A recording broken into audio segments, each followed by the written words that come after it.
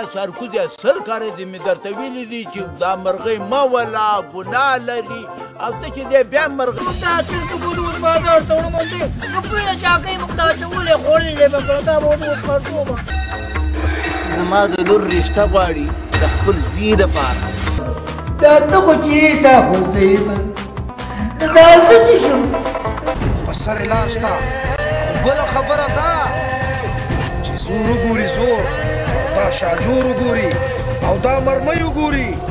بله به سر کېږدي لیونیا دا ولې راکړه دا خو ته خو ډېر زیات خراب کړی دی ودې خراب کړی خو ته ته پرېږده اوسه څه چل ورته وښیم که نه چل راته وښیم وو که نه زم خو زم خو یوه خبره مې خلاصو غوږونو واوره ستا دا ناروا کارونه څه دي یو ورځ به دې ټولو تنبو شاته ووځي محمد کاکا ته خو ما پېژنې که نه چې زما پنجې د باز پنجې دي د باز ډېر وخت کېږي چې ښکار مې نه دی کړی لکه نه تا خو م یو کار نه کله را باندې غوجله ګزارې کله را باندې واښهګاه کې او دا راسته کې چاو ډوډۍ اوس په ما پخې ورشته یې پسرلی دی چې زه مې یو څو بوټي راوړم ویې کرو هم به یې مې وخورو بې سوري لاندې کښېنو اخر د خلکو ازار او خیرې خو به څه کوي که دا ځکه د چا نه یې ځمکې لاندې کړي د چا نه یې کورونه نیولي خیرات پکې دی نه خیرات غریب خلک دي خیرات پکې نشته دی خیرات پکې نشته نه دی خیرات پکې نشته دی چې خیرات پکې نشته زه ولاکه لاړ شومه نو چې دی که نه کسانه ونیول او دې ځمکه کې مخه کړه تر دې داسې کار و چې ډېر مینهناکه او صبرناکه وو او دا لاسي کې د چا د لاس شیب نه خوړ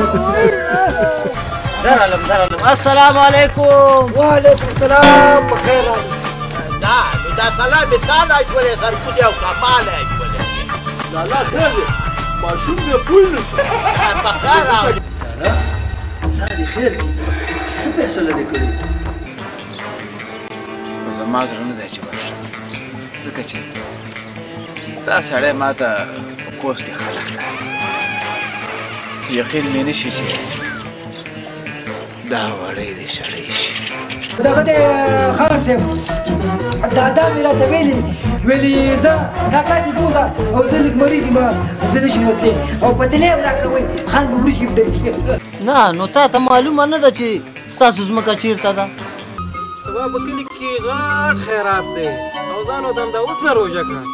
قربان دې شم سپینانې دې شم سم مې وګوره چې ورک شوی خو به نه یم ته خو زما په مخ کې ناست یې نه غواړم ښایسته ځوانه خیر په چېرته کې ته روان کړی دی ستا رئیسان دلته راځي هم خېټې ډکوي هم جبونه او بیا ته خو ورکوټی سړی که ستاسو ضرورت وي چې پوره کړو مې بولا مې ورته تور ورپسې زړه خو مې وایي تبرګې روانم او دا ورته وایم نه تکم چې زما نوم انور خان غصب دی انور خان غصب نه د دې کلي خلک امان غواړي امان